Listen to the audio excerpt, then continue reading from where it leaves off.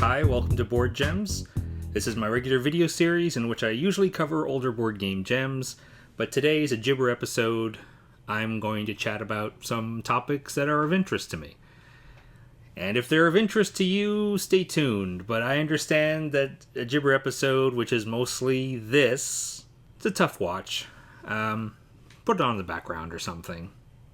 And, let's see what I'm going on about today. To my surprise, I now have over 1,300 subscribers. What happens when you pass 1,000 subscribers? You get to put ads on your channel. Now, I'm not looking to be a professional YouTuber. I don't think this YouTube channel will ever support me. But I am putting ads on the channel. It is kind of clever how Google puts you in this position. Once you start getting close to 1,000 subscribers, Google starts putting more ads on your videos. So then when you pass 1,000 and it's like, do you want to put ads on your videos and get a cut? The logical answer is, well, yes. I mean, you're going to put ads on my videos anyway, which is your right. You're hosting my content for free. So it's fair for you to want to put ads on it. And you're just asking, do you want a cut? Do I want a cut? Sure. I'm trying to be just super tasteful about it. So in the typical how to play Y to Gem videos, you're going to see ads in the transitions. On a video like this, which doesn't really have very obvious transitions, I just like rant and just jump from topic to topic, and it's mostly just my face, I will have overlay ads. Those are the ads that appear at the bottom of the screen but don't interrupt the watching. So I hope that's acceptable. I will make dollars from this, I guess. And actually, I might have to scale these videos' frequency down a little bit more. So I started off weekly, but that was during the pandemic. And then I broke it down to once every 10 days, so 3 times a month, basically. And the last couple of videos were really down to the wire. Like, I was editing on the day before. I need a schedule in order to keep myself motivated. If I just post videos whenever, I'm probably just going to be like, I'm not going to post for a while. I am busy. You know, everybody's busy. Come on. We're always busy all the time. But you make time for the things you care about. And if I have a schedule, that just gives me that extra motivation. But I might have to tweak the schedule. There is now a new version of a game that we had at the restaurant, and I've since sold it for charity. A game called Libertalia. And it recently had a new edition come out from Stonemaier called Libertalia Winds of Galecrest. And if you think Winds of Galecrest sounds a little bit fantastical, you are absolutely right. And if you understand that it is fantastical, and it has moved from a real-world theme to a fantastic theme, and if you're wondering whether I have an opinion on that, the answer is yes. So Libertalia was...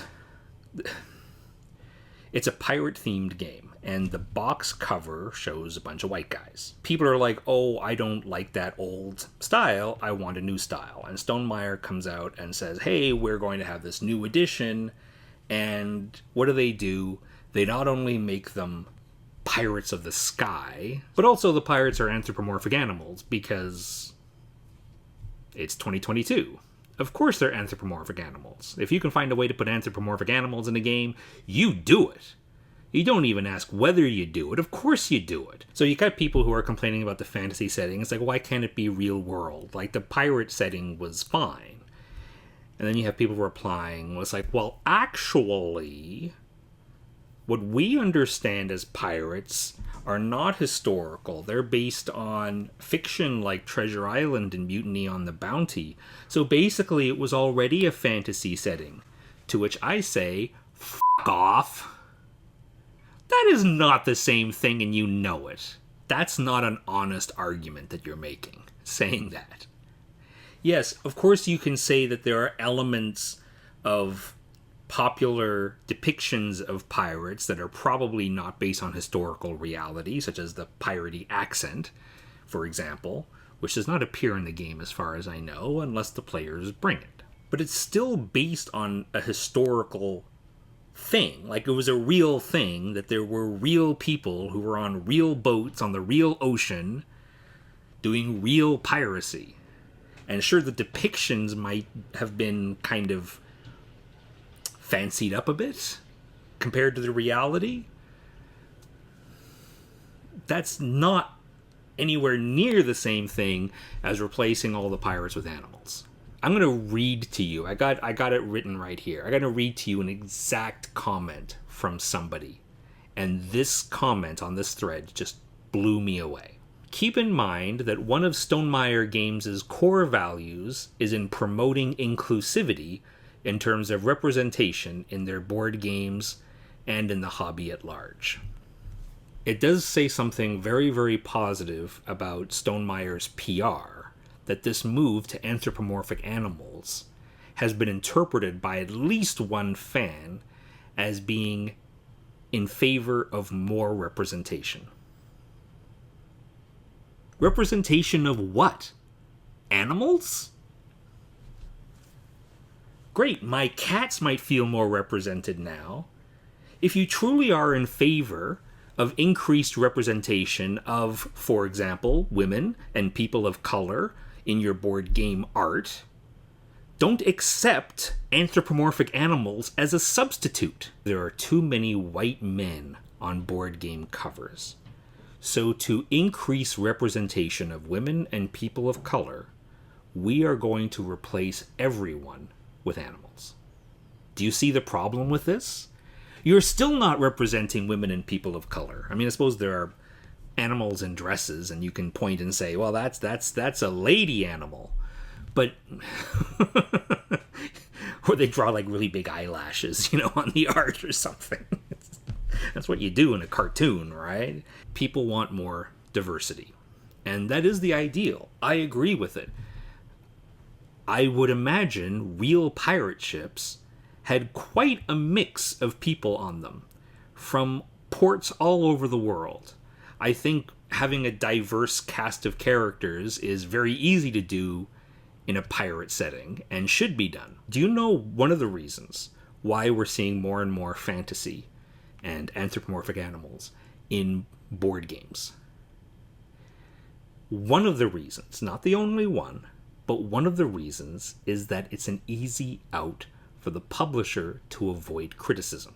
How can you criticize the lack of representation in a game with just anthropomorphic animals? Look, we got cats and dogs. Look, there's a rhino over there. See the rhino in the background? You talk about representation. How many games have a rhino in them? You tell me. Instead of addressing the issue, sidestepping the issue, so they don't have to deal with the issue at all. It's a reasonable business decision. Just don't give them additional credit for inclusivity when their decision is just to sidestep the entire issue altogether. Okay, so I'm not a fan of fantasy settings. If you didn't know that already, welcome to Board Gems. This is my regular video series. Here's an observation that I had about fantasy settings, and this has been built up over years, is that fantasy settings are a turnoff for some people. Now, I'm not saying a lot of people, but some people. There are people who would play Scrabble that would refuse to play Dungeons and Dragons. Like, that should be obvious. But it's not just the type of game, the scale of game, it's also the presentation, it's about what it's about. Somebody who doesn't really have much of an interest in fantasy settings is not going to necessarily enjoy a board game in a fantasy setting. I have seen this happen. This is not an unusual situation, but any time that I mention this, I always get pushback from people who say, oh, people are turned off by fantasy, are they? Do you mean like Harry Potter or Game of Thrones or Lord of the Rings? Come on! Fantasy's more popular than ever. People love to read the Harry Potter and Lord of the Rings books. They love to watch the Lord of the Rings, Harry Potter movies and the Game of Thrones television show. You know what these are? These are passive media. They world build, and people love the world building, but they don't do it all at once, of course. The media, the book, the movie, the TV show holds your hand and introduces the world gradually. They often tell the story from the point of view of the person who's not familiar with it, right? So Harry Potter is not familiar with the wizarding world, and he has to learn it. Frodo Baggins is not really familiar with the world outside the Shire, and he has to learn it. And you, as the reader and viewer, are taken along on that learning with them. I assume you already know how to read a book, and how to watch a movie, how to watch a TV show. You can do all these things already. And maybe reading you had to learn, but it's pretty much safe to say that right now, you already know how to do those things. So, reading another book, watching another movie, you don't have to relearn anything. You don't have to, every time you read a book, learn how to read a book. Okay, imagine the Jabberwocky poem, right? It has made up words, which is, of course, the point of the poem. But imagine if every novel was like that. They just made up their own words every single time. And maybe if you fight through it and you learn that eventually you learn the context, that this word seems to mean this thing in this situation, and gradually you learn the context, but it's not a natural process. You have to work at it. And that's why we're talking about the difference between passive media and board games. Every time you play a new board game, you have to learn how to play that board game. How do you learn? You learn through a sort of a language. The verbs and nouns that you use in the rule book and you use in the teach are extremely important. In order to make a game easier to learn, you can use verbs and nouns that are familiar to people. Okay? If you set a board game in an office environment, you don't have to explain what an office is. People already have an image in their head as to what an office is like. Same even with stuff that people don't have personal familiarity with, like pirates, like medieval times. But people still have an image, and that might not be a completely accurate image, but still they have an idea. It is a trope. And the trope can be useful to communicate the verbs and nouns of the game. The hobbyists say they want a unique made-up fantasy world, and then you do that in a board game. You're giving the rules that teach a unique language specific to that setting. And that makes it harder to learn the game. And maybe for some of you hobbyists out there, that is a very small obstacle, and the benefit you get from being in this unique fantasy world more than makes up for that obstacle. But I'm telling you that obstacle is there, and it does affect people. Any obstacle can be one obstacle too many. And you have a bunch of these, and it makes the game just a little bit more impenetrable, confusing for people who are not familiar with the language. Let's give an example, because I sense you're unconvinced. Let's say we're playing, or you're teaching, a Lord of the Rings themed board game. And one of the actions that your character can do on their turn is gaze into the Palantir. And that has some game effect, and you explain what that game effect is. Now, if I am familiar with Lord of the Rings, and I know what a Palantir is, it is very easy for me to remember that rule, because I have an understanding of what the Palantir is, what looking into it would do, and obviously you're not going to tell me something completely different. What you're telling me as the game effect is obviously related to that, is thematically tied, and it's a mnemonic. It helps me remember. Take somebody who has no familiarity with Lord of the Rings at all, and try to explain to them what gazing into the Palantir does. Yes, they can remember the in-game effect, but it's harder to remember because they can't connect it to the theme in a way that makes sense to them. They have to memorize that this action, which is called gazing into the Palantir, actually does this other thing. But there's nothing in the head to connect it to help you to remember. Now, you give us a made-up fantasy world, a creative world. You're the board game designer. You have made this wonderful board game with this unique fantasy world. You're making your own language. You are obfuscating the known setting, the known trope for your creativity. And in the end, what are you doing with it? You're making it harder for people to learn. Again, for some people, it's worth it. They want to learn about this unique fantasy world. But for people who just want to play a board game and are not looking to deep dive into the history of this made-up world that's going to be packed up in 2 hours anyway, who even cares? It creates an obstacle to learning, to remembering. World building is not ideal for a board game.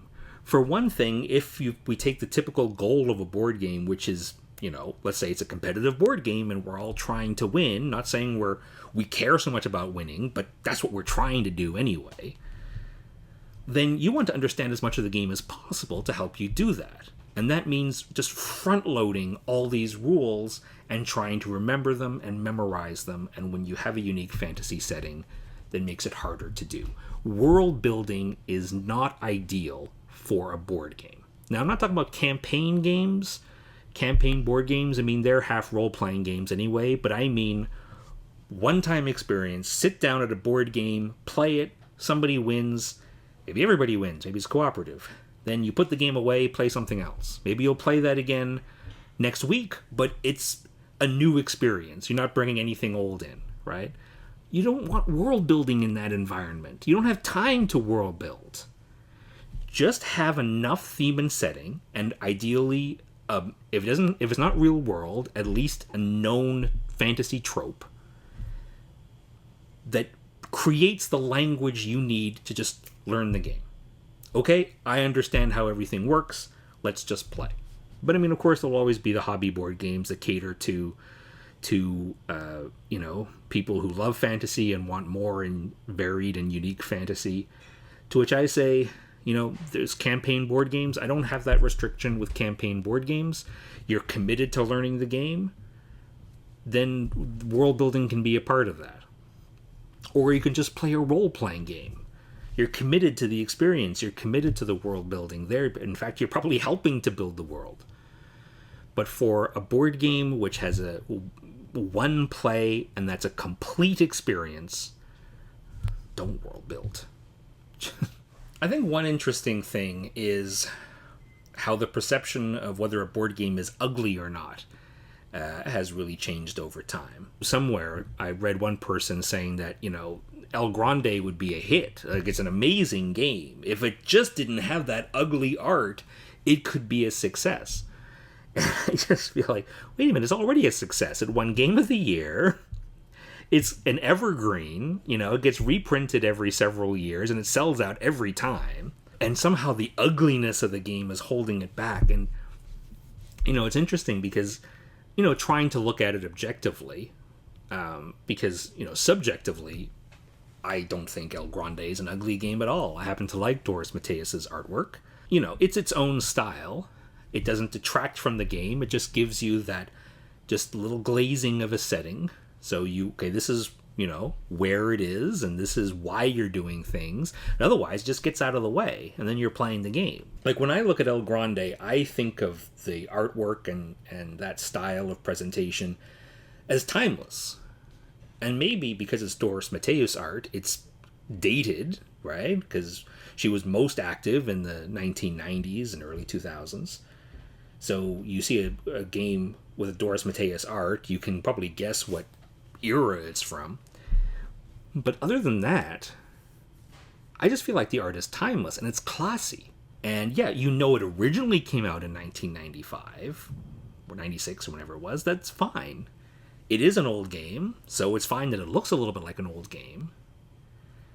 But it has a timeless quality that I feel like anybody could enjoy. What I think of as classy, and I look at newer games and I feel like, oh, that's a little too... It's too bright and colorful, feels a little, the artwork of the people is, too childish or something. And I feel like that's not timeless. But I can easily just kind of rotate or shift 20 years or so. And if you look at somebody who got into board games in the 1970s. I mean, they were like chess or Scrabble players even. And then they look at something like El Grande, they will probably look down on El Grande as being too modern, right? They want something classy like an abstract game. So, like, I see it. Obviously, things change over time. And when I look at it objectively, I could see how my criticisms of game arts now could easily be made by somebody 20 years ago making about the games I like. Like, I get it. I remember, I think I was watching the documentary on Metallica, and they were working on a new album, and they were trying to convince the lead guitarist, Kirk Hammett, I think his name is. They were trying to convince him to, in this album, let's get rid of guitar solos. Because at the time that album was coming out, guitar solos had fallen out of fashion, new artists weren't using them. Having a guitar solo would make it feel dated. And Kirk Hammett raised the point, and I think it's very valid here, that if you have a guitar solo, you can argue it's dated, but if you take away the guitar solo, you're pinning it to this moment in this time of history. That sort of thing is going to age worse than the thing they were doing before. And I think it's absolutely true. And I think that applies here. It seems like more so than before, the art is the point. There's a very illuminating comment from somebody on my Metropolis video. We were talking about Skyrise, right? Which is sort of the new version of Metropolis. And it's the ridiculous deluxe edition with the buildings and everything. The commenter made the point that what that publisher, Roxley, is basically selling is not how the game plays, but how the game looks. And in effect, the game almost doesn't matter. Like, it could have been Metropolis. Or it could have been another game in which you're building towers, like Manhattan or Skyline 3000. A game that is a city building theme, and they wanted it to look a certain way. And they could do that with lots of different game designs. It didn't have to be Metropolis. It could have been Skyline 3000. It almost doesn't matter. Because the people who are buying that, they're not familiar with Metropolis. They're not familiar with Skyline 3000. They just see a cool game with cool buildings, and they're thinking it's probably a good game. They can't confirm that, but what they can confirm is that it looks amazing. It's not that the gameplay doesn't matter. Once they play the game, if it's a bad game, they're just going to get rid of it, so try to sell it, and then the value goes down, and yeah, they made a mistake, right? There's obviously a little bit of trust there when they're doing when they're backing it on Kickstarter. They're confirming that it looks amazing, and they're assuming that the gameplay is good enough. Like, the gameplay meets some minimum threshold to be considered a good game, and then it's just all how it looks. For me, the gameplay is what's important, and looks matter.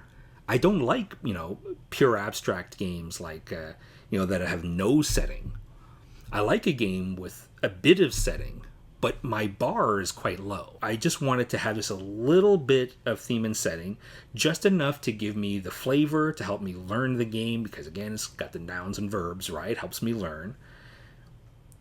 But beyond that, it doesn't have to have amazing art. It just has to have good enough art.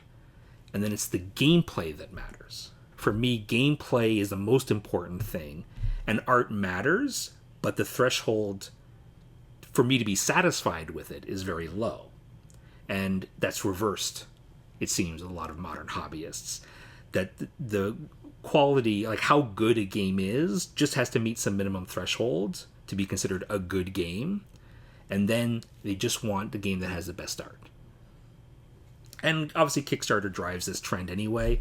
You can't easily judge a game on Kickstarter by how it plays. You can only go by how it looks.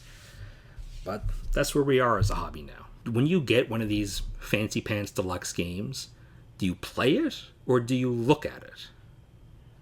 Just ask yourself which is more important. Because if you want to buy a game like Skyrise, the Deluxe Edition, because it has amazing buildings and amazing plastic sculpted board, I mean, nothing's stopping you. I'm not going to stop you. You don't even have to play it. Buy it, maybe glue the buildings on the board, and then put it up on the wall and just say, wow, that's an amazing looking piece of art that could possibly be played. But anyway, what do you want to play? And some people have asked me about the deluxe edition of Castles of Burgundy. Oh, isn't this ridiculous? The plastic buildings are ridiculous, I admit that. But I'm not against a deluxe edition of Castles of Burgundy. I had no problem with either the original edition or the updated one on Alea's 20th anniversary. They were both fine. There are some nice quality of life improvements, like a double layered board and nicer art on the tiles. Like, I get that. You know, there's nothing wrong with wanting a deluxe edition of your favorite board game. You know, like, I'm going to get the deluxe edition of Ave Caesar, or is it Ave Caesar, when it comes out from Dice Tree. Although that will probably be in a regular size box. Like, I don't know if it's in shot, but I have a couple of the Dice Tree games. You can see they're just standard rectangles. Castles of Burgundy looks like almost a cube. I don't understand why the publishers think we want to dedicate an entire Kallax cube to a single game. Large boxes have always been a thing in the hobby. And, you know, like, used to be, this is definitely out of shot, but, you know, the big long boxes like Ravensburger would make, like Scotland Yard, Labyrinth, that size, right? Pretty big box. Great shelf presence.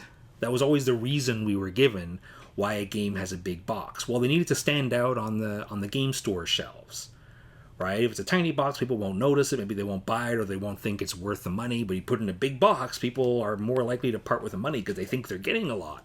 And it's more likely that eyes will rest on it and they will take interest in it on a game store shelves. And there was a hope, at least for a while, that with so many games coming out on Kickstarter and certainly so many games just being bought online without having any idea of how big the box is, that you don't need a big box, right? You can get by with a smaller box.